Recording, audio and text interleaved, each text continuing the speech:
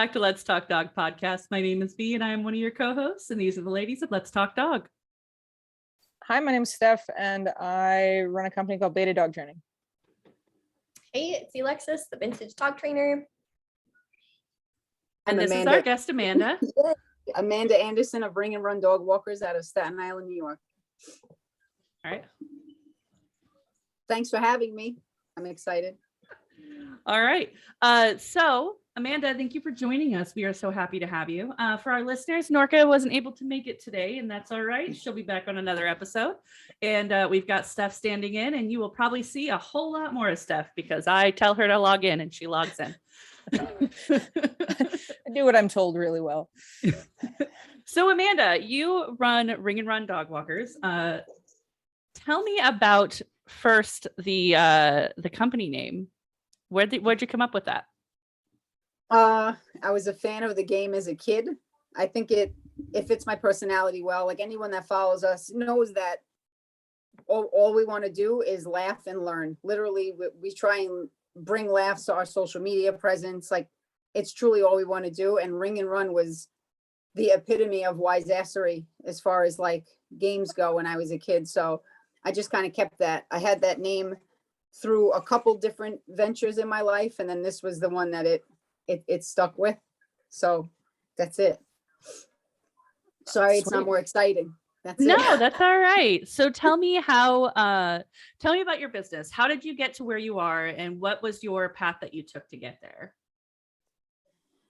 The quick version is that I knew I wanted to do more with dogs, you know, not like everyone else. You don't really think that it's going to turn into a career, but I did have in my head that this would take over what I was, you know, I did have a 9 to 5. I had the whole, you know, corporate America costume, but I started doing the dog walking thing after that job because I'm too much of a sissy and I had responsibilities. You know, I wasn't like, oh, ditch that and chase your dreams. Like I would rather hustle and do both because I'm okay with that. Like I'm a person that likes to stay busy and do things. Bless you, girl. Oh, she's a pro. She muted it. I read a lot, so I'm really good with muting. Yes, I'm like, I think I need to figure out where that button is before, you know, I need to figure it out before I need it. But I guess it sounds, not to discredit owners, but I wanted to do things with dogs and learn about dogs without the owner being there to kind of have to deal with how to teach a human, because then everyone's learning at the same time. You know, you see how it is. It's hard with a rookie dog and a rookie handler, and now add a rookie trainer, because you know I knew that we do training as well, but right now it's the majority of the business is dog walking. So I just started like everyone else does. You make a stupid decision, take a dog that nobody else wants, pray to God it doesn't kill you, and then it kind of morphs from there. And you become oh, you walk pit bulls? I'm like, yeah, they're dogs, they're not lions, but yes, we walk them amongst other breeds. But the first dog that we walked he was legit a dangerous dog, and I just didn't take it as seriously as I should. And I'm always very grateful that it was an organic relationship with him. And it hit me very, very hard that my views have changed, but with him, you know, he outweighed me. He had a pretty decent bite history, and we were in the woods walking alone together because I wanted to bring dogs on hikes and like things that were enriching to them naturally. And, you know, I had to take him out at like 6 a.m. to hope we weren't running into other people. But I just remember looking down at him one day and saying like, what if you're just tired of me choking you, like with this tool? Like, what if you just don't want this anymore? And my brain was just like, these animals need more. Like, it's not about just like looking good and physically handling them. And we started to lean more towards like figuring out what they want to do on the walks, like within reason. So my favorite part of the business is like the adventure type trips that we do. Like we go on hikes because I love people too. So I get together with like my buddies and employees and we go bang through the woods on Staten Island. You know, there's parts of Staten Island people don't even know there are woods here, but that's my favorite. But that's how I got here after walking him. You know, a friend tells a friend and someone else tells someone else. And you get to that point, you know, the fulcrum point of like, I'm getting too busy and burnt out to keep both. You know, what do I do?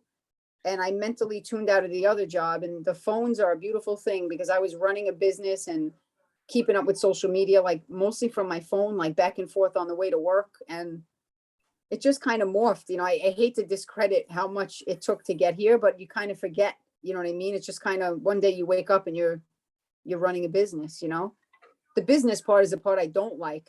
I want to just be with the dogs. And I realize like, that's the one thing I would tell people is like, if you want a business, make sure you're good at business, you know, and make it so that you can work on your business, not just in it. Because for a while I was just in it, and the back end was a disaster. Because like I said, I hate the techie stuff and all that. And I hated keeping up with invoices and just all that nonsense. But the dog part became pretty natural to me. And I learned a ton about dog behavior when you're with an animal in the woods by himself, to see what they're made of and what they're into and what they want to do when there isn't an owner and a routine of the home present. So I take that into my training a lot, because all dogs are good dogs, right? They run high, they jump fast, they can kill shit. They just need help being good pets.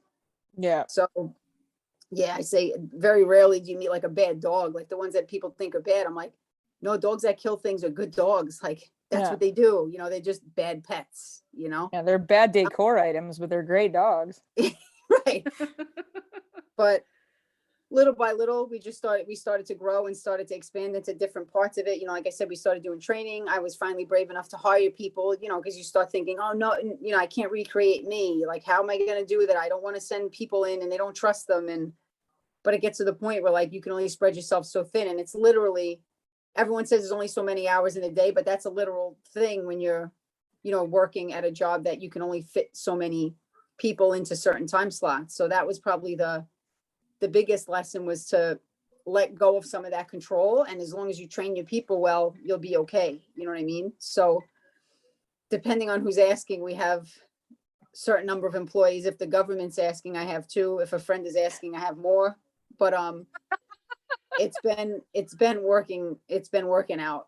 Thank God. You know, like we have not hired a bad person. They're mostly like paras. It's funny how like nurturing type professionals want to do this, like teachers. We have somebody that was like somebody that was doing like nursing part-time wanted to do this. It's just, you know, a firefighter we have now. Like, it's just weird. It's people that want to help kind of gravitate towards this industry.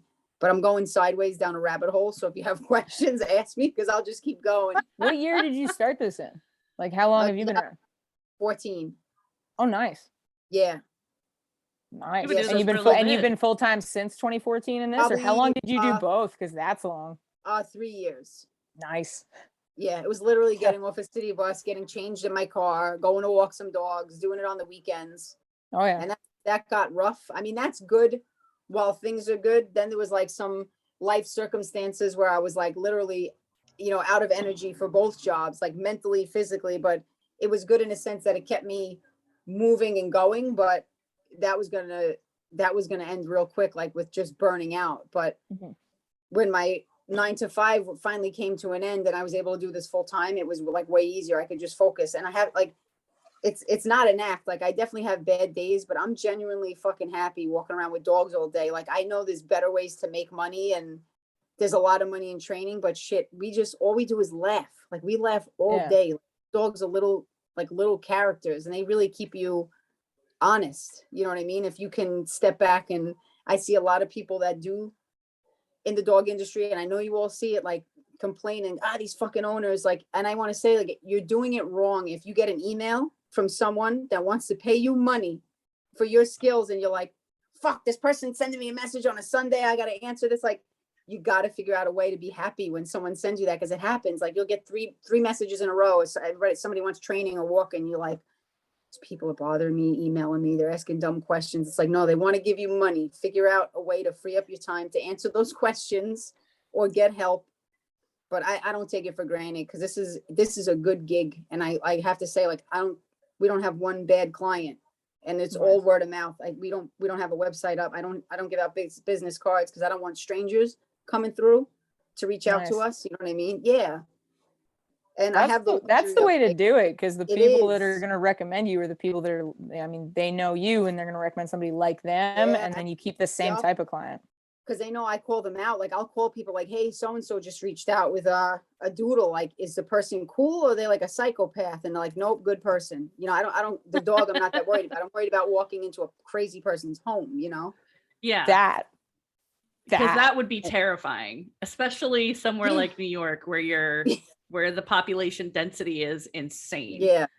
And you know what? We're in Um, Staten Island, so it's not as bad as the city, like just, you know, big apartment buildings and stuff like that. Like, I don't know how they do it. I don't know where they're leaving these dogs when they go to get another one. I don't know if they're bringing like a helper with them, but I'm always like, how are they doing this? You know, it's crazy. To me. The ones I've seen that are in like Manhattan just take the dog, just tie the dogs up outside, go get the other dog, and then come back out and get them. That's what I was seeing when I was in Manhattan. I have, And I just had that moment where I was just like, oh my God. that's a purebred this, and this. Yeah. And you are trusting it's going to be there when you get, it's like an Right. $8,000 dog. Right. You're like, that blue Frenchie still has his junk and he's tied to a fire hydrant. You know what I mean? Like, How are you trusting that ridiculously expensive dog is going to be there? and I think that's a lot of like our brains is kind of like, just like dog professionals in general, it's kind of like prepare for the worst and hope for the best. So I see Yeah. things like that and I'm like, ooh, like I would be too nervous to do that. You know what I mean? That For real. seems super sketch. She also Don't looked get like it. she was all of like, I don't know, 20. Yeah. Lovely. And I was like, are you old enough to be walking dogs alone in downtown? Right. Let's hope her All I could insurance is think. real good. Like, I don't I think hope she she's had got- it, to be honest. Oh, I doubt she did, but like, that's gonna be fun. That's terrifying. Yeah. It's scary. It is. So I mean, they you were use a lot of, like- recommended. Go ahead. No, I was going to say like, that's where it gets scary with like the Rover services. And I'll never, and I know it was a rule that we're not going to trash trainers, but like, I'll never trash your business. Like Rover doesn't produce bad walkers. It just gives people such easy access to the time they need, where like if someone's strapped for time, they might not like vet them as good. Cause there's plenty of good people I know that walk for. One woman has a business and she does Rover on the side. I don't know if she's supposed to be, but that doesn't mean she's bad because she's working for Rover or WAG, you know what I mean? But the accessibility is scary because I feel like everyone in this industry has seen their fair share of impulsive owners, right? Like somebody's desperately wants a well-bred German Shepherd, but I don't want to wait a year on a waiting list. So I'm going to the Amish to get one tomorrow because they just had 3 of them. And for some reason they have curly hair, but they'll probably outgrow it. You know what I mean? So people are super For impulsive. some reason, they have curly hair. Right. That's not a This is a very rare curly black and white sheep shepherd. And like, oh, I want that, you know? Yeah. But that's what scares me. Like if somebody needs a dog walked instantly, like that's a huge red flag for us. And that has almost like bitten us in the ass before with people that seem like they're in a rush. It never ends good. Like a quick story, woman reached out with a Mastiff. Again, I was early on in the business and I'm like, yeah, what could go wrong? I'll tie it around like a pole if it starts pulling me. You know what I mean? Like, I'll be okay. I need you tomorrow. I need you tomorrow. And I'm just like trying to help this woman because she came through a friend and I take the dog outside and the dog is like obsessively scanning the ground. Like it's been practiced before. You know what I mean? Like, it's almost like it was his go-to move. Boom, boom, boom. And I'm like, does he like eat things off the ground? She's like, yeah, sometimes. Like I try and take him in the street and now it's a Mastiff. So he could pick up like a dinner plate and swallow it. So now I'm getting uncomfortable. So I pumped the brakes for a minute. I said, you know what? I'm just not gonna be able to fit him in the schedule tomorrow. I reach out 2 days later. Hey, I got your paperwork. She says, oh, he had to have surgery. The dog needed exploratory surgery and she was gonna pin it on us, is why she was in a rush to walk him so that it would go through our insurance. Because I spoke to Ow. my friend, yeah, and she was like, oh, they knew he was scheduled for surgery. And I'm like, whoa. So that made me like mistrustful for a hot second, or distrustful. But those are the kind of things, like when people are impulsive, it scares me. You know what I mean? Yeah. Oh yeah, Oof. Yeah. that's way. terrifying. Yeah. Imagine like I your do first year of business, like you owe us $6,000 for something the dog swallowed. And I'd be like, we didn't leave the yard yesterday. Who knows? That's That is- crazy. That is Yeah. crazy. So can you tell us a little bit about how Ring and Run separates from other dog walking businesses? I get nervous about who's going to listen to this because I Oh, didn't know. Now you're in you're in a big city. Like there are other dog walking services, Yeah. like Yes, that there's come dog to walking houses and pick up dogs. Like that's a common thing. Yeah, there's not a ton of I mean, there's a lot of people that do it, but like licensed and insured businesses, there is definitely a handful. And that's what I I get more nervous. mean like the style of dog walking that you do. Yeah. Like how does it differ from people who just slap the dogs on, walk them through Central Park, and then bring them home? Yeah, I see. So for me, it's that all of us have dog behavior experience, and that just comes from like, we haven't hired anyone that hasn't. We have one walker that didn't have a dog. Everyone else has had difficult dogs or has foster dogs. Like, it's hard to teach someone, make sure both doors are closed, but you do that naturally if you foster dogs or have dogs that don't get along, you know what I mean? So I think having a little bit of dog, everyone on the team has a little bit of dog behavior experience, and some of us have more than others, just from it being my hobby and also training dogs and fostering dogs and owning initially a difficult dog. That's kind of how everyone gets into training, right? Like, you end up with one asshole dog and then you just keep moving on. But also I see the level of safety. I mean, I look at our gear, like, we don't use other people's gear, and I see people walking and I'm just like, holy shit, your leash is clipped to the dog's ID tag.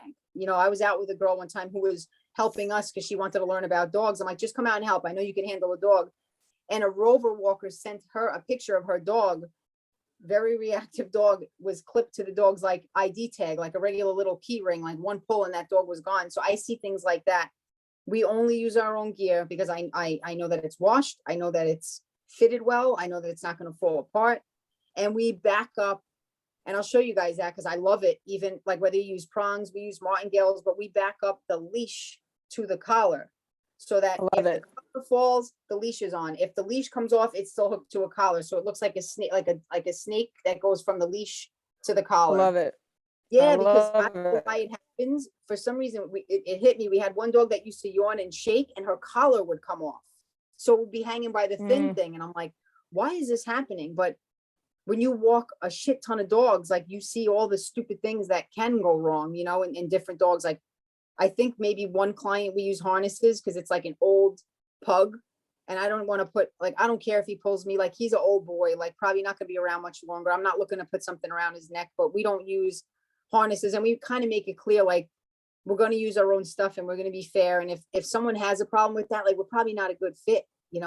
I only use martingale so the dog doesn't slip out of it for no other reason. I'm not looking to correct someone's dog. If we have a dog 5 days a week, I'll train it because it makes it easier for me and my teammates. But it's not like I'm training it with that gear. It's just, I don't want him backing out of a collar if he's scared, because some of them do it comes almost out of nowhere. Something will spook them one day and they're just backing up. I don't want to see a flat buckle collar that the owner left too loose one night. All of a sudden it's just off the dog's head. So I know that we're doing that better because we've been hired after other companies. You know what I mean? And I know just the respecting the household, like, I've heard some, when I say horror stories, like horror stories of other companies. And that's what gave me the confidence to hire people, because I found out what these other people were doing. And I said, why didn't you find someone else sooner? And they were like, we didn't think we could. And I'm just like, God. And that, you find out this weird shit, and then you find out they were still charged for the visit. And all of a sudden, like, a light bulb went off, and I'm like, I'm never going to do that. Yeah. Like, if I mess something up, I know how to make things right. Like, I started when I had 2 jobs, so it was never about the money for me. Like, I wanted to get it right. I had the luxury of the other job, so I got to get the business right before I had to chase money and like pay bills, and everything kind of just like leveled out on its own. But I see that, like, people kind of not really doing the right thing, like, by the client, Yeah. And then clients get the bad picture because they think they paint the whole industry with that same brush because they've been to one person that's done that. They've been to another person that's done that. And they're like, why would I even hire a third? But you know what? They do, because they stick so long because they don't think they can. Like, we've gone to dogs and they're like, oh, you're the new dog walker? And I'm like, yeah. They're like, it's so nice you take her out. And I'm like, yeah, that's what we do. And she's like, that's what you hired me for. Shit, you not. The neighbor's like, the last one put the dog in the yard and just put it back in the house. And I'm like, whoa. I'm like, did you tell your neighbors I don't want to make trouble? And I'm like, nobody wants to rat you. Listen, I'm guilty too. Like, I was raised 1,000%. If you don't have anything nice to say, don't say it at all. So it takes a lot for me. I don't think I've ever written a bad review in my life. I mean, I was raised that way, but then I went into the Navy. Yeah. Yeah. You have to. You learn, see something, say something. You have to, right? And especially when there's like safety involved or someone's just like straight up being ripped off. You know what I mean? Like there's times I Yeah. wanted to go like I wanted to go strangle people. You know what I mean? Because I'm like, it's just wrong. It's mean. Yeah. We had someone else told us that, and I don't know who it was. So if they listen to this, like I live in Staten Island, you know how to find me. Like I don't know what's gonna happen, but they told me the person was using their fucking car while they were away. Like the walker was using their car, and I'm just like, are you serious? And they didn't check. They weren't checking like their cameras or their Ring doorbell, because why would they? They were checking the inside cameras to make sure the dogs were all okay. And somebody called them and said, "You're back from vacation?" Like this dummy went to they like work near each other, and someone saw the car, and I was like, "Oh my god, I would never, ever do that." Like this is That's crazy. crazy. Why would And they kept anybody them 'cause do they didn't have that? no. Yeah. This story, I'll That is write a book one day. Insane. Yeah. There's some. I we see a need to lot. write a book for the time that I worked at Amazon for like 2 years.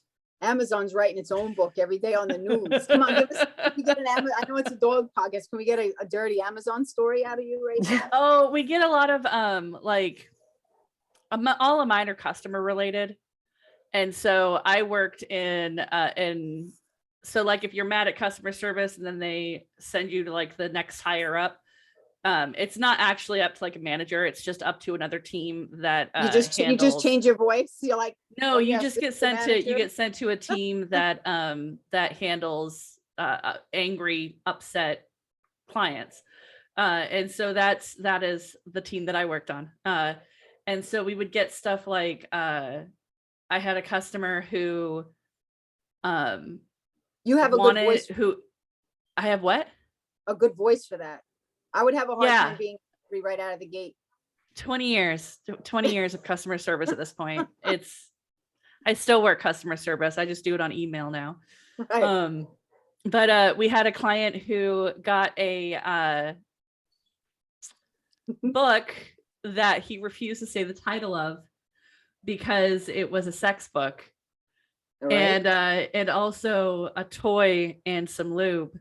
And he was trying desperately to like talk around the products that he purchased because he was upset about, I'm not actually sure, because he was trying to talk around what he was also upset about to get a refund. But 2 of those products, it says on the description pages that they are not returnable, nor are they Oh, refundable yeah. because That they bad. are sex toys. Oh my god. Who wants that? So we got a lot of customers who would be calling in about stuff like that, who would be trying to like describe around it and super mad because it didn't work the way they thought it was going to work. And because it brings me a small amount of joy to watch people struggle when they're being dicks, I would just make myself sound as dumb as possible and just That's be perfect. Right. like, be like, do you know what I mean? I'd be like, I don't think I do. Can you try be and more clarify a little descriptive? bit? Can you be as descriptive as possible, sir? Yeah. Just, unless I got customers from France and then they never had a problem. Oh Oh yeah, my no. They were just No. like, this is the issue and that's why I want a refund. And it always catch me off guard because I'd be like, but Right. You have nothing to I say. mean, that's fair. Sure. Yeah. That's funny. But yeah, it's customers are interesting creatures. They're interesting creatures. And we've all been one, right? You have to have sympathy to some degree. You do have to have a certain amount of sympathy or empathy.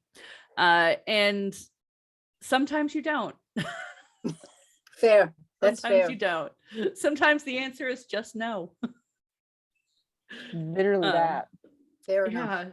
So I'm have you good at been no. on Long Island your whole life? Staten Island. That's like a Staten big Island. city. I'm sorry. They I am edit it from out. California. I am from the left coast, not the I right gotcha. coast. All right. I know that New York has 5 boroughs and, Yes. and that it is all islands. We're on the forgotten borough. It's called My on the knowledge forgotten of those boroughs are they exist in the realm of the place that's called New York City. Yep. And that is the best of my knowledge. I'm not hating on you for the mistake, but you just have to get this. You have to remember that Staten Island is the Staten one. Island. Yes. Okay, Staten Because Island. if you put someone from Staten Island and someone in Long Island in a room together, you'd want to hang out with us. I'm just saying. Not being Not being bougie, but I'm just saying. Just kidding. Anyone from Long Island that's listening. So go ahead. I'm Fair sorry. I'm enough. doing it again. You were saying something about Staten Island. Have you been there your whole life or? Yeah. Yeah. Okay. Yes, ma'am. I actually like it here. Like I'm not being funny that it's like the forgotten borough. So we used to have like a garbage dump on Staten Island that you could see from the moon. I'm not being funny. That's literally a fact. You used to be able to like see it from outer space. So we were like the dump. Like nobody wanted to be here. Nobody wanted to live here, but I loved it because we have parks. We're an hour from the beach. We're 2 hours from snowboarding. Like we're kind of having like a scrap in my household right now. Like I call her the 49% shareholder of Ring and Run Dog Walkers. 49% wants out. And I'm just like, not sure. Like I still am not done with it here. I get it. Like I could, where my mom and like my grandmother, my family grew up, we call it like the Italian compound. Like my mother lived across the street from my grandmother, Uncle Joy behind her, Aunt Porky on the corner, Uncle Sal. Like my friends wanted to cut school. Like I would get the shit beat out of me every second house if I cut school because everybody lived in the same neighborhood. But my block, I could literally like reach out my side window and like flip my neighbor's pancakes. So I get not wanting to be here anymore and wanting to upgrade. And like COVID kind of did that, right? Like I just started getting twitchy about all the rules, and I just don't know that changing locations is going to change me or us. You know what I mean? Like everyone kind of has this thing like, yeah, I want to get out of here, but then you're like doing the same thing with just more property. So I really need to give it more thought because I've been here my whole life and I do still like it here, but as people move away, I get the allure.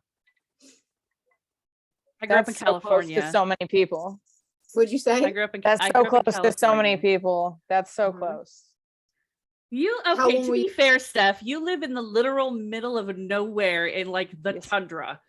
So That's so many people. I'm not saying like go move quite as far away from things as I do, but like I gotta tell you, there's got to be an in between somewhere like me and somewhere like you, because that sounds so close. Yeah, that's me. where That's where I live. Yeah. Steph, there where you were The go. in between. Hmm? where were you Hmm? before Canada? I've always been here. Gotcha. Yeah. Canada. I'm She was originally just on the from- other side of Canada. I got it. Because I was like, yeah, I was on the other side of Canada. I was closer to you, and then I've been out here for like 12 years, and then I moved north of the city that I was in. So now I'm like an hour north of that city, and yeah, it's cold, and there's nobody around. It's good. Yeah. Yeah, My sister solid. just moved to America, so she's telling me about the cold, and I'm just Perfect. like, what are you doing? Yeah, What are probably you doing? freezing. Yeah, I'm like, I don't want to go where like if I drop my mitten, I'm gonna fucking lose my finger. Like walking to the car. You know what I mean? Yeah. Like it's crazy. Yeah, I do. I do just 100% can't live know what you anywhere mean. where I can't have a boxer, and I don't feel like Canada is a reasonable place to own a boxer. Listen, we got a boxer that comes to day train every week, and it comes in pajamas every week. And then when it's really cold, on top of the pajamas is a snowsuit. You're good. Oh No. my god. That's not okay. That's no place for a boxer.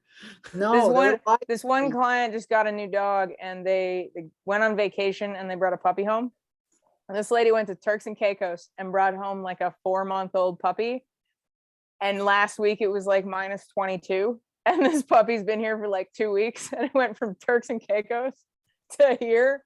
that's It would not like to even leave safe. now. It has a full snowsuit, and it's only minus 20. Like it's not the dead of winter. We're getting into spring, and this thing Yes. is like, please send me home. This clown only minus 20. What? Oh my Well, God, it's warming up. Today it's only like minus 8. It's good. Oh, beautiful. Yeah, You and the it's- dog can go out and you can go sun yourselves in minus 8. You and the Turks and Caicos mutt. Yeah. Telling you, Yeah, Steph, I'm I was only gonna out come for like an visit you in hour the earlier summer. today. It was amazing. It was I'm good. I could only actually gonna come walk visit you outside. in the summer. Yeah, Only the dead of summer. Like you want the 2 hottest weeks of the year, and you will consider that fall. Yeah, but then do you It have It'll big be mosquitoes? beautiful. I will enjoy it at that point. You'll be outside thinking you're dying with like a fan, just trying not to melt. Yeah. And I'm gonna be like, I got a hoodie and jeans on. But then the bugs come out, right? Then you get the big Yeah. mosquitoes. Oh yeah, 100%. Look, I live in Georgia. There's no way Canada's mosquitoes are scarier than Georgia. Oh my god. Like I'll- ours just don't go away ever. Okay, yeah, that sucks. I will say we got like 3 months of really bad mosquitoes, but then 9 months of the year nothing's alive. So yay. Right, because it's negative 20 or better. Mhm. Nothing. Yeah, 100%. That's not. It's like Okay, so people call living in Phoenix man's hubris, but I feel like living in Canada is also man's hubris. Like, It's yeah, you don't listen. I'll never challenge the weather, man. I'll never be like, oh, I can do that. Nope.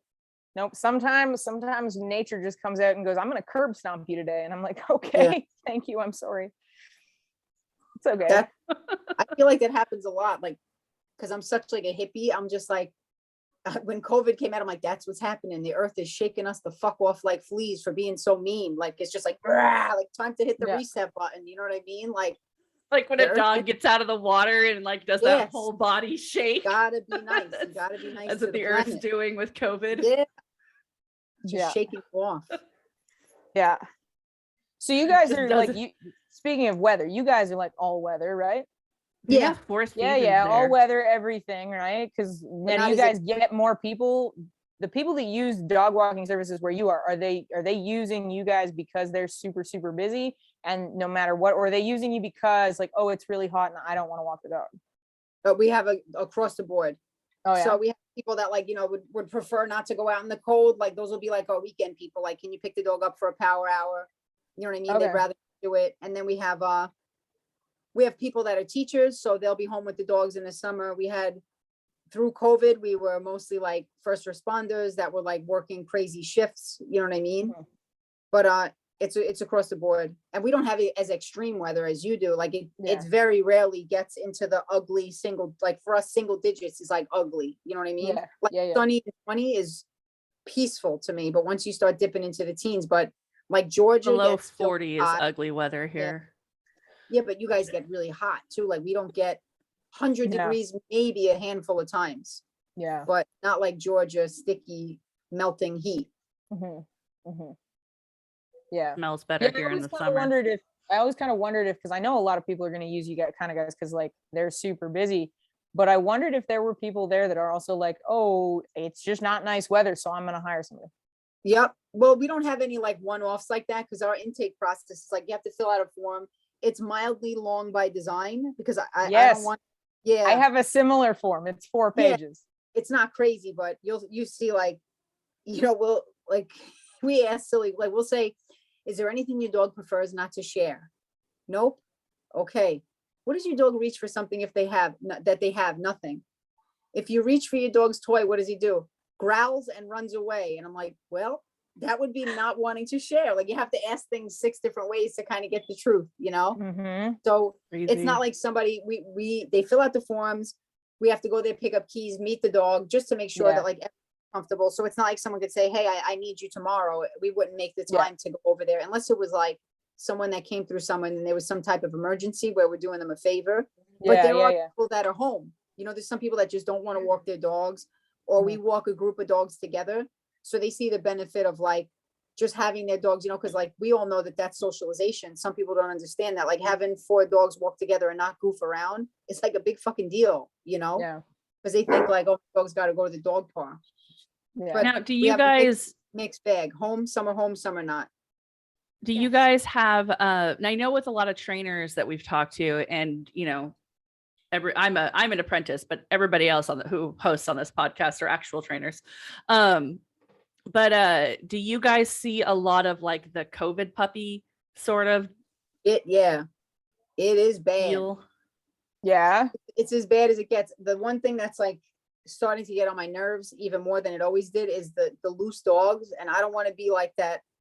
Like I said, I try very hard because like I said, it's not bullshit. Like I appreciate the job and I don't always want to be like a negative Nelly because like if you fake being happy, eventually you start to, vibrate in that direction. I'm not one of these like fake it till you make it people, but if you post fun stuff, you attract fun people, you attract people that want to learn when you post stuff that's about education, like that's who we attract. So I don't want to always throw these like negative things because trust me, I get aggravated as shit with owners because like, and I'll make a dig every once in a while, but like common sense isn't common knowledge. So I don't want to have that account that's like, hey, dipshit, your dog wasn't like your last one. You didn't have any kids before. You know what I mean? Like, I don't want to be like one of those people.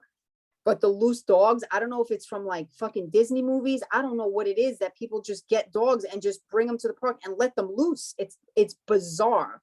like even at like, I don't know, I'm like, even at like a human level, like, would you just let your kid run away? But like, that's killing us because we have a couple of fucking man eaters that we walk. And part of their healing process is to go to the woods with other dogs on the team and just exist around them. And then you have like a husky puppy steaming up to you with the owner, like, he's friendly. And I'm like, yeah, they taste the same. You better get them. Like, grab the dog, you know what I mean? Yeah. So it's like, that's starting to kill us. And a lot of like the separation anxiety calls, a lot of dogs being returned. You know what I mean? A lot of dogs like, oh, you know, I always see people go, I don't believe in crates. I'm like, it's not the fucking Easter bunny. I see one. I have one in my house. Like, you could not believe in it, but I see them all the time. You know what I mean?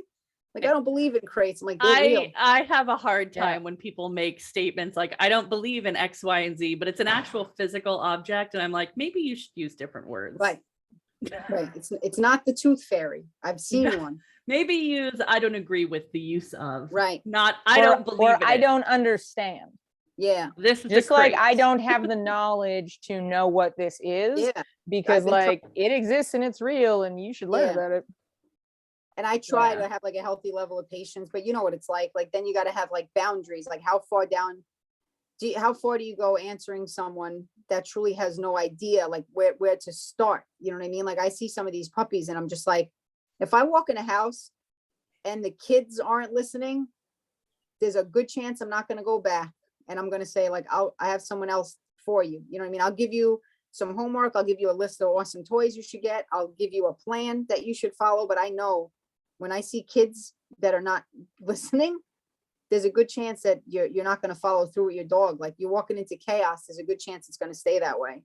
Because some of my best clients are, you know, come down here, the dog trainer's here, and all 3 kids come down and stand there and they're into it. You know what I mean? So I know Yeah. that parent it's like, discipline is like such a dirty word, because when you hear discipline, like, I don't know if it's a cultural thing. You think like discipline is like, you need to discipline your kids, discipline your dog. It's like, no, on a walk, do you have the discipline to stop 600 times and not let it pull? Do you have the discipline to always remember your treats? Like, so if someone doesn't have discipline like in their everyday life, there's a good chance they're not going to have it with a new puppy, because they're just busy and it's not priority, and it is what it is. And I'm not of Yeah. camp, well, they shouldn't have got the dog. Well, they have it now. So we do our best to That help is- them. Yeah. That is one of my favorite things is traders who are like, you can't just say, well, you shouldn't have gotten it. They're already aware they shouldn't have gotten it, but now they Yeah, have that's it why and they're now they pulling love it. it. Yeah. Some of them aren't aware. No. Some of them And I aren't think aware they should. Some of them see it. legitimately don't know, and they're like, "Oh, Mhm. but I hired you. Like, I hired a dog walker. I don't need a crate. I hired a dog walker. I'm home all the time." So like sometimes I have had to be like, "Hey, this might not have been a good decision," because they're completely unaware that they are legitimately like traumatizing or abusing this dog through sheer neglect or stress. And I'm like, those are the Right. ones. Yeah, a lot of people are aware. By the time they And- find like somebody like you, somebody like me, they're like, okay, yeah, I fucked up. But there's like 5% of people that are like not aware that a dog would require work. They're home decor items. Right. Or just, what about like having to go back to work one day? Like, no one thought of Mm. that far ahead. Like, this Yeah, dog's there's been been hip for a year. Like, Yeah, now you this- just there's been a walk out. lot of, because we're in year 3 of the pandemic, so there has been a lot of, well, That's I'm going to be insane. home for however long, and so now I'm going to get a puppy, and then I'll be home with that puppy, and I'm gonna, suddenly have to go back to work a year and a half, 2 years in, when everything opens back up, and now they have a puppy who's like, what do you mean you're not here all the time, every single day, Yeah. all day long with me, right next to me? And we're like, that's called separation anxiety. Yeah. Or you know what? I always joke around about that term, because I like, my dog has separation anxiety. Like, the dog went to a shrink and was like, Mommy, I feel anxious. Tell the shrink. And I'm like, no, it's not separation anxiety. It's no one ever taught me to be left the fuck alone syndrome. Like, no one ever taught me how to be alone, but it is, I know what you're saying. It is separation anxiety, but it's not that the dog, like, people are starting to think, oh, I have a COVID puppy. They think labeling it, like, they think the dog came with issues because it's Like called it a that, like COVID. it excuses it, like it Yeah, excuses them have not you been doing getting anything that? They're with like, it. I have a COVID puppy, and I'm like, what the fuck's that mean? They they're act like saying it's completely unpreventable. And I'm like, Yeah. you do have a COVID puppy. You didn't have to have a COVID puppy. but they're diagnosing it like it's a thing. Like, Yeah. oh, I have a COVID puppy, so I need help. And I'm just like, I think that term's been thrown around. I know what you guys mean, but that term's getting thrown around like it's a like a real like syndrome. And ironically, we don't get a lot of hate on social media, and not because we're doing anything wonderful. It's because nobody knows who the fuck we are. Like, we're not big enough for like people to just pick on us. You know what I mean? And unfortunately, that's what happens, right? As accounts grow big, like we're literally watching that unfold before our eyes every day. Oh, they don't even have to be big accounts. I have a really small account I get picked on. It's cool. Yeah, but like, yeah, you need to find different friends, girl. No, I have good friends. I No, just also I'm have totally really kidding. consistent enemies. No, I know. Oh, wow. That's fun. I know that you've been under fire lately, and we could definitely chat about that after. But like the one time we got some pretty nasty like hate mail, it was like literally my French bulldog's in his crate, the door's open, he's chewing a bone. I came in from the other room, like basically just letting people know, like, you need to keep up with this. Like, just basically saying, like, go in the yard and check emails, even if you only put them in there a half an hour. Like, it's not fair that one day you're just going to disappear. And people were so nasty just about the crate. And I'm like, that's mean and blah, blah, blah. And I'm like, if you want to back up that far, like sometimes I look down and I feel bad that I even own a fucking dog. And I'm all right. I'm a decent owner. And I'm like, you can't even break up with me. You can't leave. Like, they're fucking hostages. Like, you want to go that far about the crate? They're in a giant crate called the house. Like, I look at my dog walking through the woods and I'm like, if I unclipped you, you'd probably be okay. Like, you'd run away and eat some shit in the woods and like dig in garbage and probably be fine. You know what I mean? At least 3 of mine would not be okay if I just unclipped them in the woods. Frenchies but I own boxers. No, but you know what I mean? Like, sometimes I look down, I'm like, you want to go that far about the crate? Like, some of these people that say that, I'm like, your dog would probably break up with you if they had a say. Like, you know what I mean? And I get so like, it's not the worst thing in the world, but that's it. It elicits such strong emotions with people. Like, and I do get it, but it's hard. It's hard sometimes to like educate on that. And the one thing that I think gets through, like from I know it's supposed to be talking about like dog walking, but like dog training, the one thing we I've can been talk saying about lately, whatever. Yeah, right. But the one thing that's been like hitting home with people lately, and I truly believe this, like one of the cruelest things I think someone can do to a dog is bring it home, let it in the house and say nothing until it fucks up. Like, that's what happened. The dog's whole first year is, this house is yours, not there, not that, don't do that. I'm like, to me, that's really cruel, you know? Yeah. And then it teaches the dog that anything it's willing to try is bad. So then it doesn't want to try anything. And then they bring it to training and they're like, it's just a shut down mess. I'm like, that's actually the example, the type of thing that I do the example for learned helplessness. If someone asks me what that actually is, I go, cool. If you bring your dog home and it tries something and you tell it failed, and it tries something, you tell it failed. That's when I see learned helplessness is a year into that dog existing. It won't try a thing because every single thing it has ever tried, they go, no. Yeah. You're afraid to offer behavior. That is the example I use for learned helplessness all the time. Yeah. That's it. And people do that all the time and they have no idea why that's a problem. What kind of dogs are you guys seeing coming in? Like, we're seeing a ton of, like, obviously whatever's readily available, which is a ton of doodles, but like the one that hurts me the most lately is we see a lot of mini Aussies.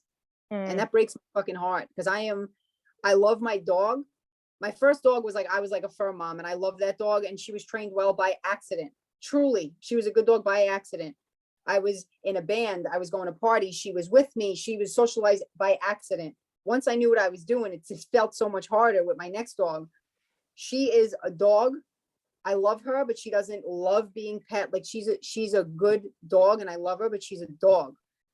I'm a dog person. When I see a mini Aussie in a house sedentary, it like literally it brings tears to my eyes because I know what they're designed to do. Like, it hurts my heart that this thing's built to run around for 8 hours chasing cattle and sheep, and it's like on the couch being pet for 10 hours straight, you know? Like, those are the dogs we're seeing now. Step away for just a second. Steph, you're in charge. Yeah. Steph, what's like dogs by you that pick her? No. Yeah. Actually, yeah, Alexis has been here longer. Don't pick me. Yeah, what dogs are you seeing like roll through? I mean, at the moment, nothing because I can't get clients here. Get out of here. Oh, why not? I don't know. Even you just got there. You just moved there, right? Like, yeah, the last little while. Here, I moved end of September. And so far it's just been like I can't get those first initial people to start getting word of mouth out. And so I've handed out lots of business cards, and like people ask questions all the time because we do a lot of like go to Bass Pro with the dogs, and like downtown where all the pubs and bars are, we'll go work the dogs. And so people ask questions a lot, but nobody like follows through with actually getting Is in touch. is So there they're like, a oh, I need to hire you for training, and then there's no follow through. And so far nobody is finding my website either. do you have dog rescues out there that you can work with? Because that's a So guaranteed income yeah, stream. so there is one. It's a whole complicated thing. Basically, Utah sucked, and there's some complicated stuff that led to I wasn't allowed to drive because of like doctors misunderstanding things. So I don't have a driver's license, and I'm working on getting it, but this city is not set up for walking or public transit or Wow. anything. And so I can't get to the shelter to start volunteering. So Yeah. I'm working on driving, which has been horrifying because I don't like driving. Oh, But so we're working on the driving and getting mobile. And so I think as soon as I can drive, I can hopefully get in helping out at a rescue, and that will help a lot. So Um, I only because I'm like the kind of person that like, I always say there's like no problems, only solutions. So if you want me to shut up, I will. But what about reaching out to the rescues and training their forsters by you, where you don't have to drive and the forsters come to you for free training? I mean, that's something you can think about, Yeah. right? Because these Yeah, people that's need help, definitely- and that's the yeah, best way, definitely because something you're to think about. guaranteeing a good relationship with the rescue, but you have to kind of jive with them too, because rescues can be sketchy. Yeah, and I actually right before I moved out here, wasn't even volunteering at a rescue. I was hired as a dog manager at a shelter, and it went south shit. within a couple of months, and it was just not a good situation. Where basically like donor that donates money to shelter can get whatever they want, and me advocating for a dog is a big no-no apparently. So kind of left a little bit of a bad taste in my mouth, and I've been a I get little hesitant to dive back in because it was like cool. So I guess next time I just let them potentially have a dog fight in the back seat of their car on the way home, because It's hard. and so I'm just like, and I struggle with that, and I can't just shut up. And so I just throw out the suggestion of like, hey, can like you take yours home and come back and get this one, because they weren't jiving to begin with, but they're dead set on this dog. Yeah. So I'm a little hesitant to start diving back into rescues, but I know I need to. But I guess before kind of moving out here, kind of what I was seeing, lots of doodles, everything doodle that could be mixed with a doodle was mixed with a doodle. Yeah. A lot of separation anxiety, even in older dogs that did not have separation anxiety prior to COVID. They didn't keep structure in the home through COVID, and so they now had separation anxiety.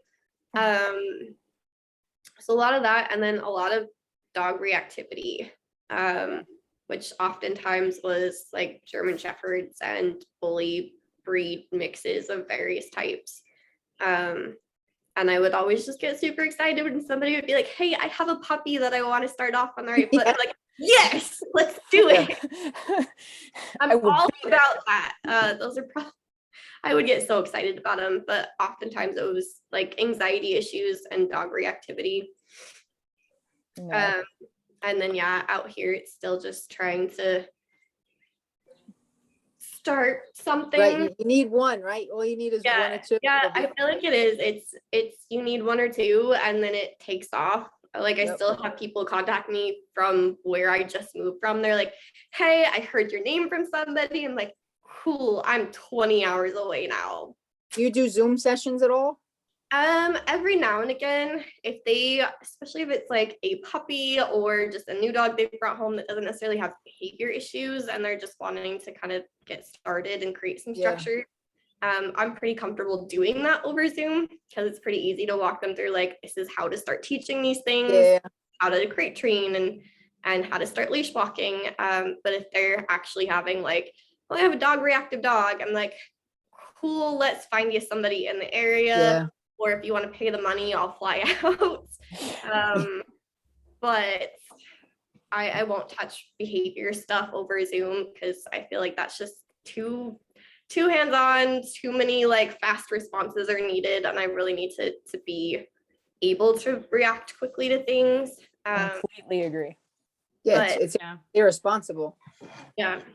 Yeah. You know what I have to say though, it depends. Like you can usually tell, like if someone's reaching out, like if a dog goes to daycare and the dog's reactive, I'm like, okay, he's not aggressive, he's overexcited and reactive. And you ask them like a few questions, like where does the dog sleep? And is he ever in a crate? And if they're like, the dog sleeps in my bed and I don't crate him, there's a lot you can teach them over Zoom before they find the next person. Like you can Yeah. add value there. You know, you don't have to walk them through the whole journey, but Zoom definitely helped, right? Like it used to be so easy, like just give me the leash and you like do what the dog needs to do. And then you're kind of loosening the jar for the owner and handing it back. Zoom makes you really like have to think about it and talk it out.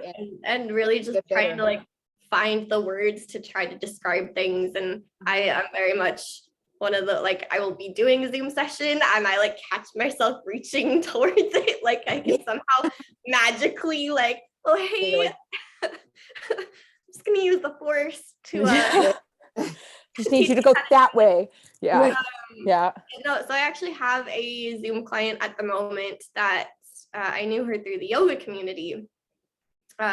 She actually like was one of my teachers when I was getting certified. And she knew I was training dogs. She reached out.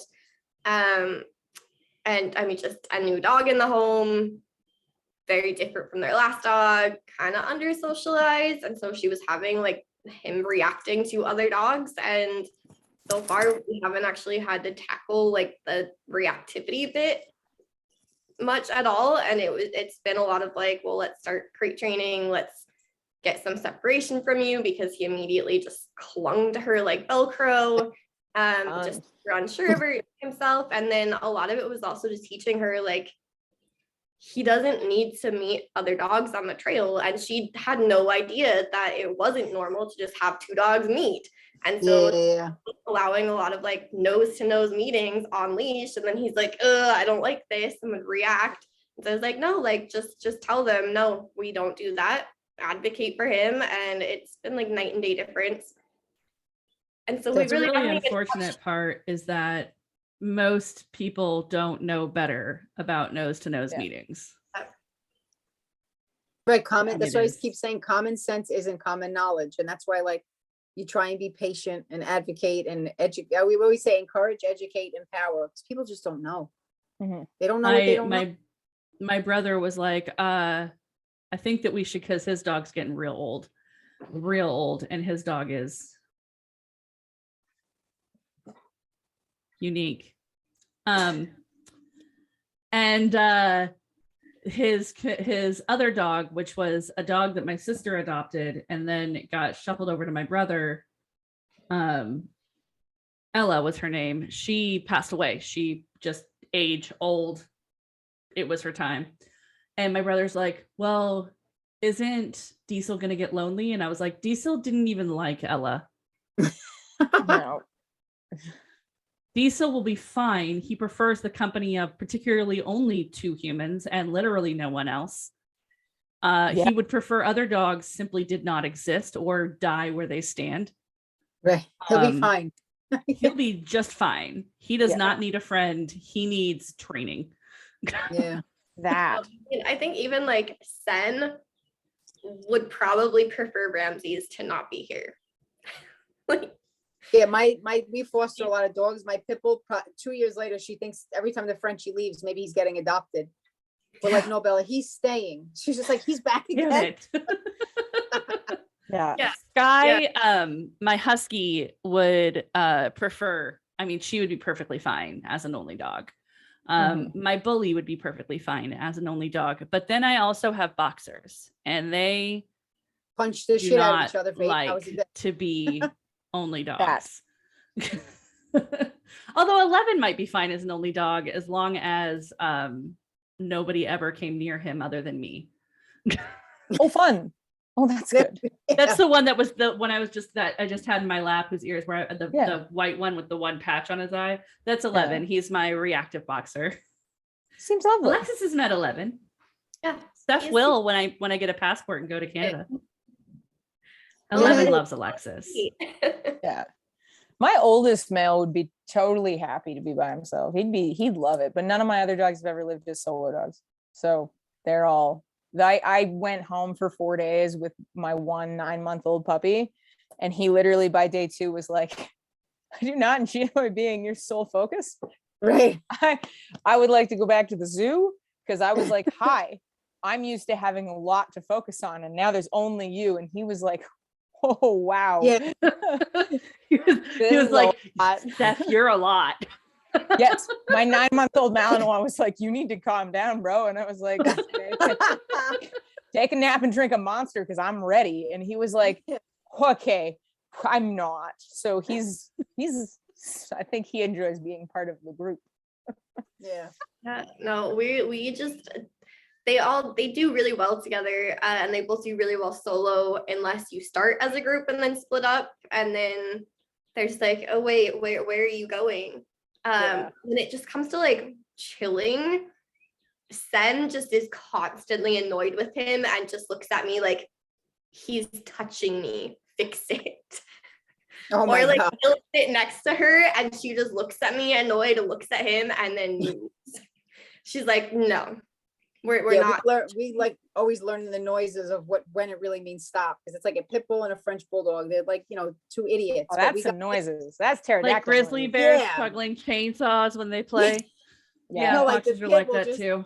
he's hanging on her face and she's like, ah! And I'm like, I got it. Like that when she does that sound, we're like, I'll help. You know what I mean? But we say he's like the donkey and she's the racehorse. Like we got him to keep her company. Like she's getting older and he's keeping her young, which is cool. But they don't do like a ton of horsing around because we kind of just now, like we've had him 2-ish years. Just as of the last couple months, they were able to stop on their own, which they never did. It would always kind of be like me stepping in. To me, as long as you can talk, they're still on planet Earth. I'm like, guys, stop, and they're like, go lay down.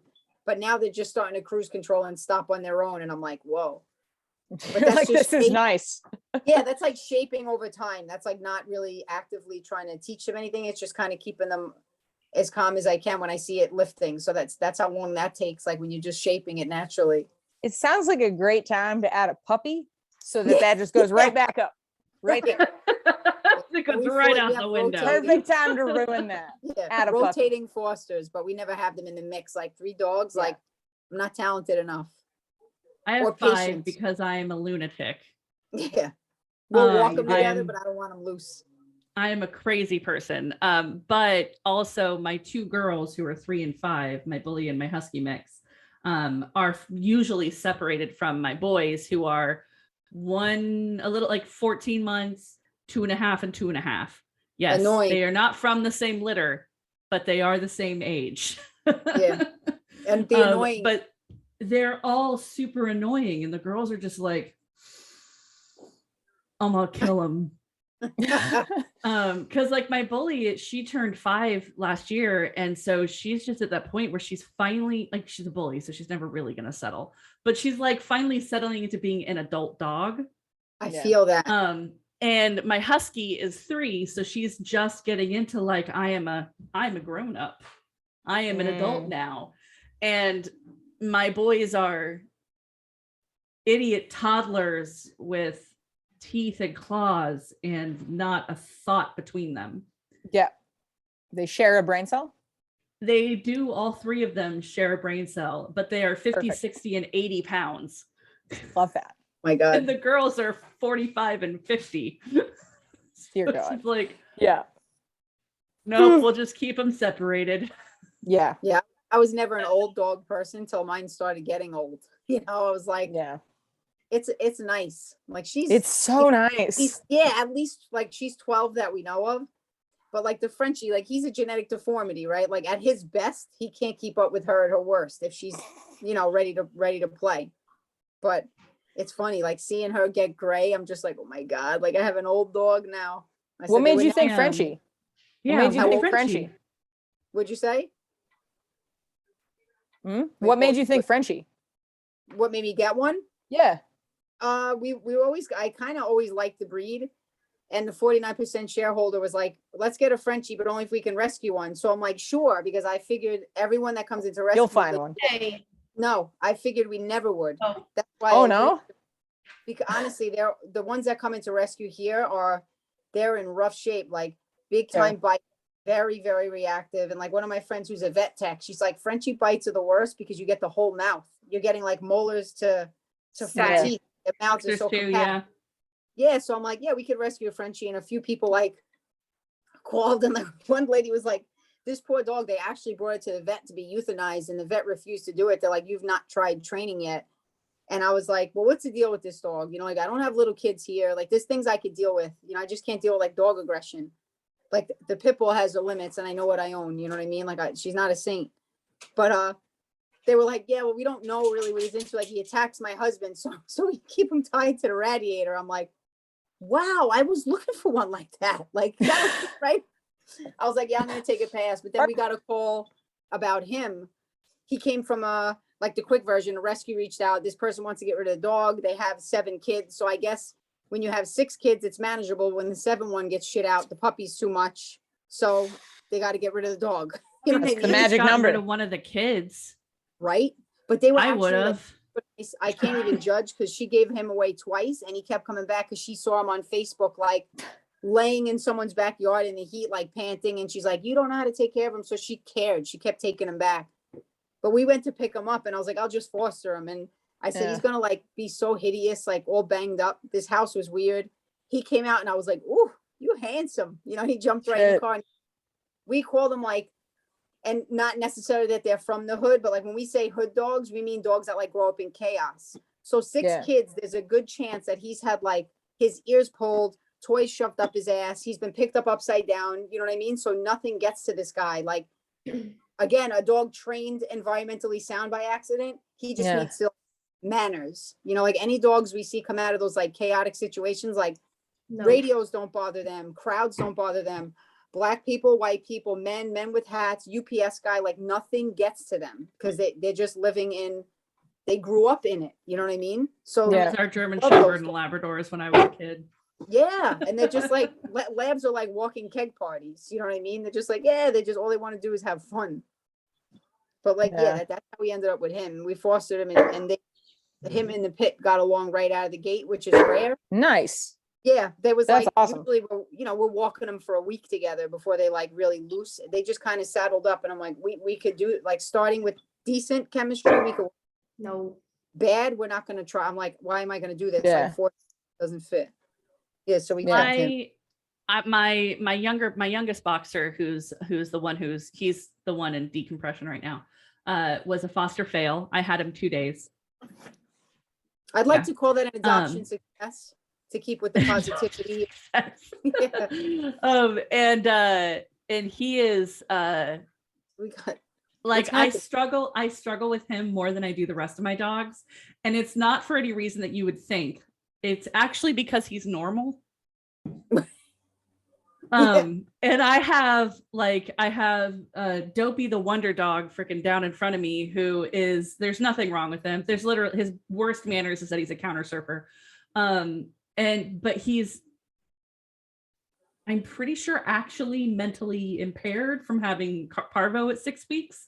Because that dog literally has not a thought. His name's Cowboy, not a thought in his head. He's beautiful. He's very sweet. I would give him to anybody at any level of dog ownership. Like, he'd be a great beginner dog. He'd also be a great dog for a trainer who just wants an easy dog. Like, he's that kind of dog. That's but awesome. He is literally just a wet blanket with a heartbeat. Fun. I love that. And then I have 11, the white boxer, who was in my lap a little bit ago, and he is everything that can go wrong does go wrong. He's that dog. He's perfect. He's human fear reactive. He's dog fear reactive. Stiff wind fear reactive. He's you sneeze too loud fear reactive. And we've done a lot of work with him. Like, he's getting better slowly, but he's a mess. Sky is food aggressive and people shy. My bully is like 99% of bully mixes is dog selective. And he is just a normal, obnoxious teenager. Yeah. And I struggle more with him because he's normal than any dog I have ever owned. That's fun. Just like, what do you mean he just sat because I showed him how twice? Like, That's fun though. You sound like you have everything you need in there to learn everything. I kind of do. 11's why I'm an apprentice at this point. I got him at 6 weeks, didn't know he was 6 weeks old, thought he was 9 weeks old, took him to the vet, my vet, who I've been with her for forever and she's amazing. But looked at me and was like, why do you have a 6-week-old puppy? And I was like, they told me he was 9 weeks. And she goes, you've never had a puppy under 12 weeks, have you? And I said, no. Oh, She's like, it shows What? he's 6 weeks. And like he's got health Good. problems because poorly backyard bred white boxer. He's a mess because the first year he didn't go anywhere and didn't see anything because we were trying to keep him alive. And now he's 2.5. And about a year ago, I don't know, Alexis, how long have we been friends? Like, when did I force friend you? Like a year ago? A year ago. I force friended Steph too. I didn't know. Yeah, I didn't know that's what I was signing up for. But okay, Sign up to the Zoom or else. Okay. Well, no, I was like, hey, you should come on our podcast. And she was like, oh, okay, sure. And then she was like, here's my phone number. Text me if you need to know anything. And so I texted her and then we did a podcast for like 2 hours. And then I told her we were friends and now she doesn't get to turn back. Yay. true story. Yeah. Alexis didn't even know I force friended her. I just did it and then told her like 6 months later. But probably like a little over a year. It's April? No, it's March. Almost a year ago. Exactly. I started seeking out training with him. Year and a half ago. I seeked out training with him and went through several trainers before I got to good trainers. And I don't think people realize how freaking awful it is to own a reactive dog, like a severely reactive dog. And so I don't want other people who own reactive dogs to have to feel isolated and like no one can help and you can never go anywhere and you can never do anything because where are you going to put your dog and how are they going to respond and are they going to be okay? Because most of us, by the time we have that dog for, 3 weeks, because we're humans and we pack bond with toasters, we already love it. And Yep. so that's why I started pursuing becoming a trainer. And I am a wee apprentice. I am only allowed to take puppies in person. Listen, that's where rescue starts, is keeping a dog in the house, Mhm. That's where it starts. And so I have you just keep adding dogs. Oopsies. my service dog passed away 3 years ago. I had another dog at the time, but she was not handling his death well. And I didn't know enough about dogs at the time and got another dog to keep her company. Oh, yeah. And then I missed having a boxer because once you've owned a boxer and you fall in love with a boxer, you just always want boxers. And so I got my other 2 boys. And then this one, I didn't, and it just happened. Look, it just happened. And it took 4 months to integrate him into the house. And now him and 11, who normally likes to eat stranger dogs, they are best friends and make so much trouble together. That's awesome. Yeah. Now I have a really, really important question for you. It's a very serious question. Scared. Are you ready? You're not serious. Are you ready? It's a very serious question. I'm nervous. Steph's now. laughing because she knows what it is. What? Oh, no, I'm laughing because I don't. Dog. If you were a dog, what breed would you be? Oh, pit bull. Why? Pit bull without even thinking. I love that. Steph literally did. I didn't even get like all the way out of the sentence. She was like Malinois. Yeah. I can see that. That's because my admin assistant was standing next to me and she said that. And I went, yeah, fair enough. Yeah. She answered that and I went, okay, sure. Yeah, you Yeah. look prepared. You look ready. You look ready to do shit. I don't know what I'm doing, but I'm always ready to do it. Which, yeah, that's pretty much all But my that's when mouth. the best stuff happens. That's when the best things happen. Husky. No over sense here, of self-preservation, whatever. Hold on. What the Um, hell's she feeding that cat? Got gigantic. It grew. It just And it's so a deceptive. shapeshifter. It's a shapeshifter cat. That's what it is. This podcast is weird. Horrifying. So it would be mortifying, especially with that cat's personality. Oh, man. Like it would just be like, you didn't feed me yet, so now I'm gonna eat you. Right. Turn into like a pepperoni seeking werewolf. That worked. Alexis is be a awesome. cat. We all agreed Alexis is a cat.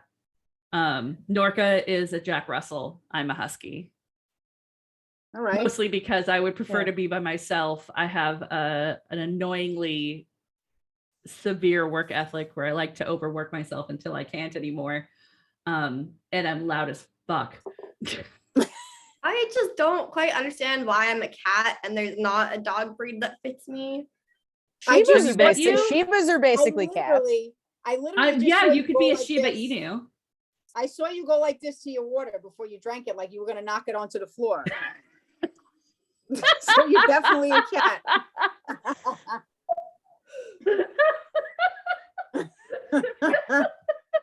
That's what they do, right? They're always knocking shit down.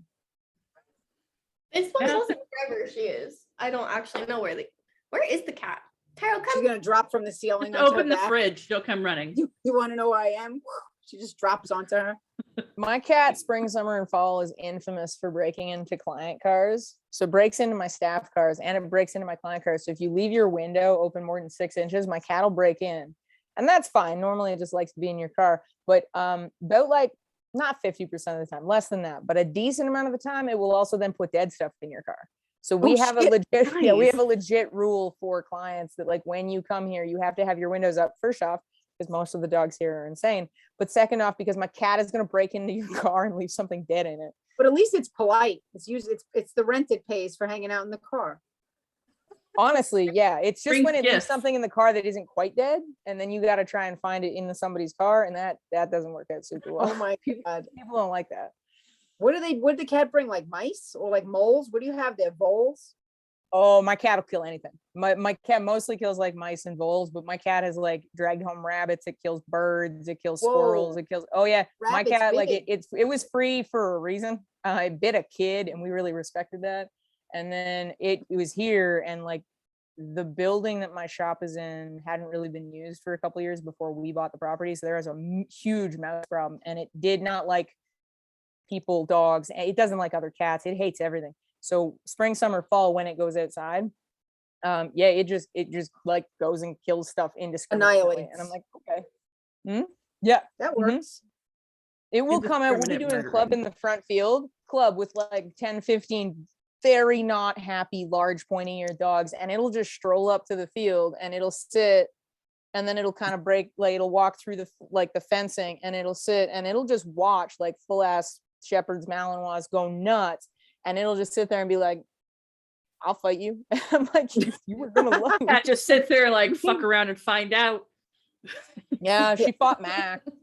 She fought Mac and she lived. And the problem is she thinks she was the reason she lived and I was the reason she lived. But she 100% thinks that she fought Mac and won. She's crazy. She's crazy. I don't 100% sure she fought my dog and won. And I was like, you're not gonna win if I'm not there. Perception is reality. Perception is reality. Well, her perception is she will take on a grown-ass human. So I mean, To be fair, humans are for kind of her, soft. good for her belief in herself. I want her belief in herself in me. That's I want her confident. audacity. Yeah. I Yeah. want to have that cat's audacity. Yeah, she doesn't have anything else.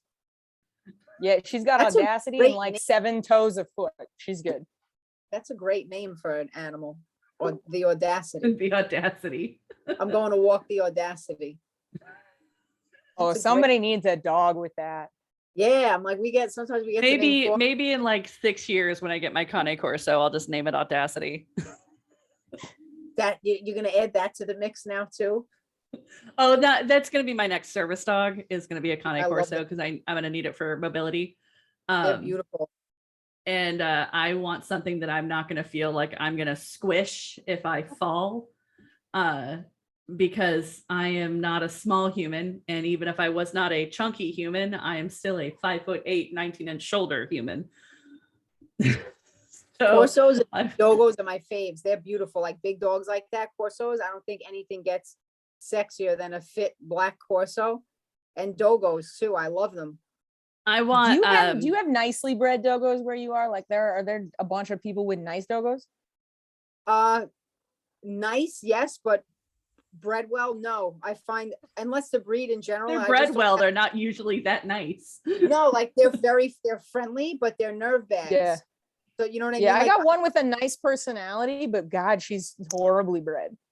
yeah, like, and if you mean like confirmation, like it looks like a nice dog, you know what I mean? But Yeah. I find the breed in general to be like not sound with nerves. You know what I mean? Like Yeah. but I guess that could happen with any. And like I remember wanting to foster a Corso, and I remember my veterinarian saying, I've never met a nice one. It's rare, I think, and I don't think it's the breed. I think it's because Bad you breeding. don't get not even. I just don't think you get the mistakes with a dog that big, right? Because you treat it the same way as you treat a small dog, except one day I always say don't play push and shove with a dog unless you're ready to shove till you win. So if you're gonna like try and physically manipulate a dog, it's not gonna be that one. And most people do to some degree, right? Every owner at some point in a dog's life is gonna grab the collar and pull it off the couch. You go to do that to that dog, and one day it goes, and you go, oh shit. Now the dog's like, I got you, and it's over. 8 months, it's over. Always You're get done. I returned. don't You're have done that for 10 years, response when Cynthia. dogs do that to me when I'm pulling them off the couch. Yeah. 11 did it to me once when he was about a year old, and he hit that really obnoxious teenage boy stage, and it was right before his neuter. So it wasn't quite a year old, but it was right before his neuter. And I went to go pull him off the couch because he was being obnoxious. So I grabbed his collar to pull him off the couch, and he turned teeth on me, and I just kept my hand there and stared at him. And he was like, "That's a terrible idea." Right. At that Yeah, point, you get off have the to. fucking couch. Yeah. But that's what I think it is. Like you're just dealing with a bigger breed with all the same issues, but it just gets out of hand. Like most people, I would say, as a safe generalization, most people cannot walk a dog well. They might be pacing the dog with the dogs out in front of him. Now imagine that with a dog that's over 100 pounds. I don't think the dogs are inherently bad. I think the problems are bigger with a bigger dog. Problems seem amplified with a bigger dog. So I think ones that's that also we why a see- lot of people ignore bad behavior in small dogs, Yeah, of course. because I they're did it with a little. dog. So how much harm pick 'em can they do? And I'm like, Yep. have you ever had a Chihuahua close jaws on your Achilles tendon? I Yeah. have. I was Ugh. 7. It sucked. That is no fun. Yeah. So I had a question. Crap, what was it? I don't know. You didn't tell us. No, I Is this a usually have trick? a list. No, it's not a trick. I forgot it. I don't know, but I guess while you're thinking of what your question was, I have like a thought on that as well. With like Corsos and Akitas are another one that comes to mind where they have Like a power really breed. they have a really bad rap, and they're really large and they're powerful dogs. But if you also look at what they're bred for, aloofness and kind of this not friendliness towards strangers is part of the breed standard and what Right. they're supposed to do. And they're under socialized because most people don't understand proper socialization. And there's a lot of misinformation of, no, don't take that puppy anywhere until it's 6 months old and has all of its vaccines. And so now you have a breed that already tends to not like new people and new environments, that's under socialized. And I think Yep. that's a big problem with them as well, where they have a bad rap, and it's because they didn't get exposed enough when they were young, and they're just acting how they're supposed to be acting for that Right. breed. Right. So People even don't have them for the job they're supposed to do. yep, like even one that's bred well is you're saying like they're predisposed to aloofness, so you're already behind the 8 ball. Because people are doing that with all dogs. You're right. They're like hiding them until they have all their shots, which is like Yep. we're kind of on a big kick with that, like doing a lot of posting about getting your dogs out, and even if you have to keep them in a backpack, put them in a stroller, put them on your lap, but they have to get out. But that Yeah. makes sense, like with the court, like power breeds that are right guarding breeds, right? They're not looking to have like walk into 50 new people in their house. And now it's a giant dog that doesn't want 50 new people in its house. Exactly. So yeah, I think some I of those, live in a place with a lot of livestock guardians, and yes. I am All of a that. large person who doesn't like people in my house. So I'm also under socialized. I would be reactive if I was a dog. Probably the same. So what is you can't cop out of this, by the way. You're not allowed to try and cop out of this one. I'm very nervous again. What is your favorite breed to potentially own or own, and what is your favorite breed to train? Do you do training as well? Were you about to say not? Were you going to say my least favorite? I thought you were going to say which. Oh, one I that's would the next not- question. Oh God. So, favorite breed to own. Now, can I just get this dog and it's magically perfectly trained? Sure. All right. I love Corsos, I love Dogos, and I just love the look of Great Danes, but I know it's a lot of dog. You know what I mean? It's a lot of dog for me. So I don't know that I would want to go on that journey. The reason I like pits is honestly, I find them very easy. Like you find a good one and they just want to work. Like they'll let you. So I say it about my dog all the time, and I'm not saying it's a brag. She makes me look good because I can make 1,000 mistakes and I'll never ruin her spirit, if that makes sense. Like there's dogs that don't give you like especially like a well-bred Malinois, like they fucking come up people's arms because they get confused in a second. And they're like, yeah, you're not stable. Like, blah, blah, blah. Like, I don't need that. Like, I want a dog that's like, can we try again? And I'm like, yeah, you want to treat again? We can try again. But that's probably, if they could come trained, I would probably grab them. Like, I love the look of those dogs. And I had an American Bulldog, which is like a shrunken doggo. Like that was my first dog. But they're powerful animals. Like it's a lifelong commitment to training and keeping them trained. So a magic dog, that's probably the breeds I would choose. What is your least favorite breed to own or train? Either one. I might go to hell for this. I don't know why I don't love labs. I think because everyone thinks they're America's sweethearts and they're like rockheads. You know, like I just see a lot of them end They're up. frat boys. Yeah, like they're like people get them like thinking like, oh, they're good dogs, like as a whole, but they're knocking people down the steps. They're ripping food out of kids' hands. Like they're constantly wiggly. You know, their anxiety is mistaken for happiness. Like we've had a couple cool ones, but they all seem the same. Like, yes, frat boys, like walking like keg parties, like everything, just constant wiggling. And I'm just like, chill out. I don't find them difficult to train because they want to eat constantly. It's like those things come predisposed to wanting to eat constantly. But Boxers that too. would probably be not a dog that I would own. Dun, dun, dun, That's you're far. canceled. Yeah, right. That's America's sweetheart, right? Yeah. I actually think I mean, Goldens are more America's sweetheart dog. And Goldens too. Like I find them to be like rockheads. They were never. That's probably like least on my list to own. You know what I mean? Just for like the hair alone. And we have one. Like I am in love with this dog. He's the funniest dude. He's got such a personality. I'm like, I get it now. Like I get why people would own these dogs, but you know, like to say everyone's going to be like him. You're like, I want a golden because it's going to be like Barkley. Like Barkley's Barkley. There'll never be another him. You know, he's a goon. Yeah. Yeah. Most people say Huskies or Boxers as their least favorite, and those are my No two way. favorite breeds. Yeah, no, a surprising amount of people. They're like, I never want a Husky. I like training them, but I never want one, or I never want a Boxer. They're too wiggly, Steph. And I don't ever want to own one. And I'm It's too like, much. first of all, Huskies are amazing dogs. A Malinois owner is saying the boxer is too much. That's what cracks me up is if you ask a lot of Malinois owners, they will tell you a Boxer is too much. So this is the thing, is like it's just directionless. I don't get it when it's directionless. It's like the Boxer just want. It's same with labs. Like when you're saying like, hey, they just go everywhere. I got 2 field labs and I got a bunch of Malinois and I got a bunch of mutts, and I'm like the labs are like they don't. There's no direction. Now, luckily they're field labs, so they do have like they can be very focused, very focused.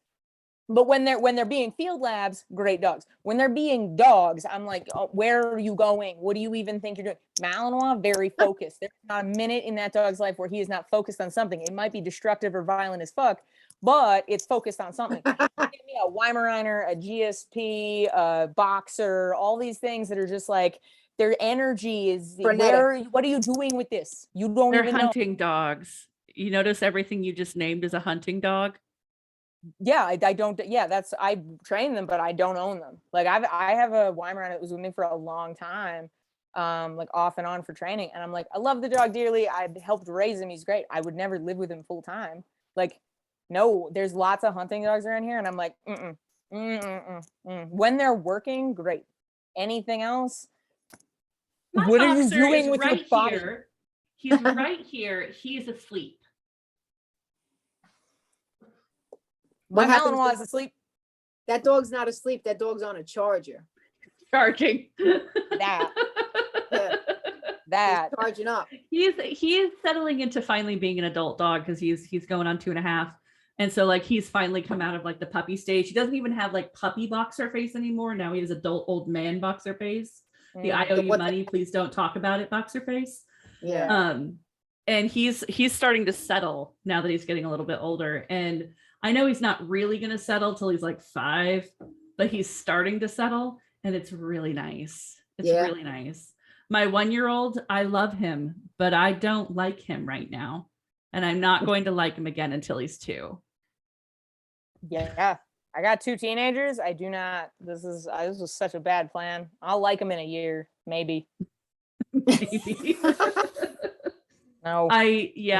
Sky, who's my in-home service dog, I love her and she is my whole world. Like out of all my dogs, she's my baby. She is the one. But even her and I had a good solid like year. She's only 3. Good solid year from age 1 to age 2 where I didn't like her and she did not like me. Like Wow. we Button coexisted grudgingly. That's funny. Yeah, I've done that with a couple dogs. I just have a weird household then, I guess. So Sen just turned 4 and she's napping right now and it's amazing. But it took we had like a 6-mile walk this morning. Oh my God. That's it. That might be That's it. why you do that with your leg. That's why she Um, can do that with her legs. So yeah, we did like a 6-mile walk this morning and she had like some kennel time and then has been out while we're podcasting and she finally is laying in the sunny spot in the living room sleeping. And it's so nice because typically in our house it is the bully mix that he passes out all over the place. The Malinois that's like a year old that is obnoxious, but like he will also pass out and just be out. And then my shepherd is just staring you down, being quiet on place, but staring you down of like, okay, what are we doing? When are we gonna work? You put your foot on the floor, oh my God. Okay, so I put my foot on the floor, her head popped up. That is funny. She's napping and is still like paying enough attention. Waiting for the vibration of you moving. Just on the Yeah. battery charger. She's like, oh, okay, we're doing something now. That is funny. I can even like stomp my feet. He just lifted his head like freaking stop. I'm trying to nap. Now like she is standing up staring at me like, okay, Oh, we're did you just growl? No. At who? The sweet dog. What? Oh, he's going back to sleep. Oh, he just remade his bed. Okay, he just spun around a bunch and laid down behind it. Yeah. No, that one, that's 11. No, Cowboy, my super sweet one, growled at me because I woke him up because I stomped my feet. He's like, Dear God. woman, don't do that. I'm tired. no, I think I scared him. mine is like she just turned 4 and is finally like maybe after a lot of exercise. That's because she's a purebred Yeah. velociraptor. No, bring him in. Apparently, but I love I that. That is a think like He's like, I don't know what so I'm doing, worried. but I'm No, podcasting. he never knows. I don't think anything ever happens in here. This is all he's good for is a laugh. You gotta go, buddy. All He's right. fantastic. Oh my God. He's like He a looks like living- he just saw his life flash before his eyes. No, that's that's his- actually just that's the his permanent look of a Frenchie. Oh, perfect. I And he love was that. watching Boxers all look of like you. they owe you money. Frenchies look like they are having a midlife crisis at all Right. times. And he was looking Yeah. at all of you at once. Yeah, Like this. Eyes that was looking- perfect. That's what I said. I wasn't being funny. Like he is a genetic deformity. It was actually very cruel to breed animals like this. Like they can't breathe. Yeah. You know what I mean? Like it's messed up. Like why would you do this? You know?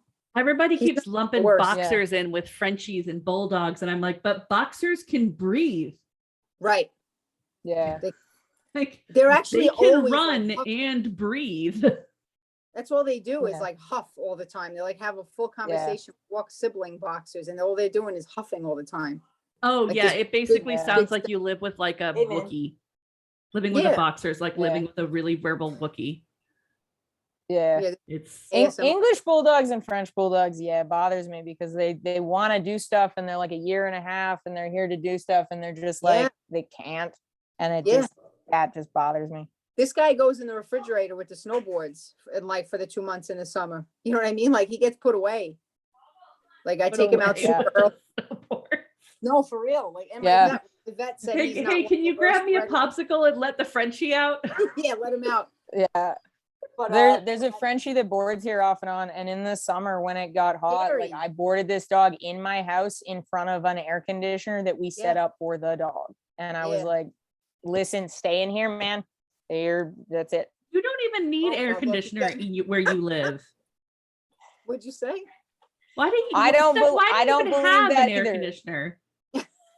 Because When it's I don't 30 think so degrees, either. they're But fucking sweating. unfortunately, When it's 30 degrees, Yeah. they're sweating. yeah, literally people here it hits above 25 and like no one moves and they're just like unable to function because it's 26 degrees. It's ridiculous. It's 26 degrees and somewhat sunny and everyone's here like, whew, better stay inside. I feel like I just need to absolute- spend my refuse to use summers. the air conditioner. I need to just come spend my summers working for you and then spend the rest of the year because I hate summer in Georgia. And then spend the Oh, rest of okay. the year in Georgia It's when we have the hot nice there. weather and then just come up for like a month and a half, 2 months in the summer and come work for you. I'll plug my bus in. My dogs will just Are- come with me. That doesn't really last that long, but yeah, 100%. It's For the I've for the had- I've had time the snow, time of yeah. year that I can tolerate that span of weather. yeah, It'll make me appreciate coming back to Georgia in like September and not hate yeah, everything. 100%. Yeah, 100%. Absolutely. Yeah, Yeah, we should all we right. should be out of snow by like May. It'd be good. Oh my Maybe. god. That's crazy. I'm really hoping it goes fast, but it's not looking good. It Not looking dropped promising. down to like 30 last night. And I thought I was gonna die. I'm gonna look up what that is. Hold on. I'm looking up what that is. 'Cause I don't know what that is. Yeah, she's in the other. That's 0. What? That's cold. No, that's 0. No. It's this week. It's gonna go up to 4 degrees, and I am so psyched. I'm like, I can walk around in this and just be like, "Woo, this is summer!" Like, no, Oh my god. no. When it does turn summer, do you find like treasures all over your yard? Like you can find a car when the snow melts. Like, oh, that's where I parked that thing. Like when the snow disappears, what do you find in the yard? Oh, well, all kinds of my front Dog field. poop. I have two multi. No, we're out there. Actually, I'm gonna tell you, scooping poop in the winter, ideal because you can just kick that. You're good. It's so easy. Pops right up. But yeah, it's so good.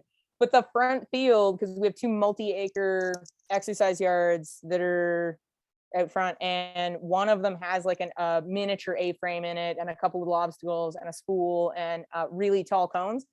And for the last like month, you could see about this much of the top of the cone, and it's starting my to God. melt. Now I can see about a foot of the cone, and I got That's another crazy. 2 feet to go, and then I'm gonna find the ground. I just found the jolly ball that somebody left out there. You can just see the top of it. It's good.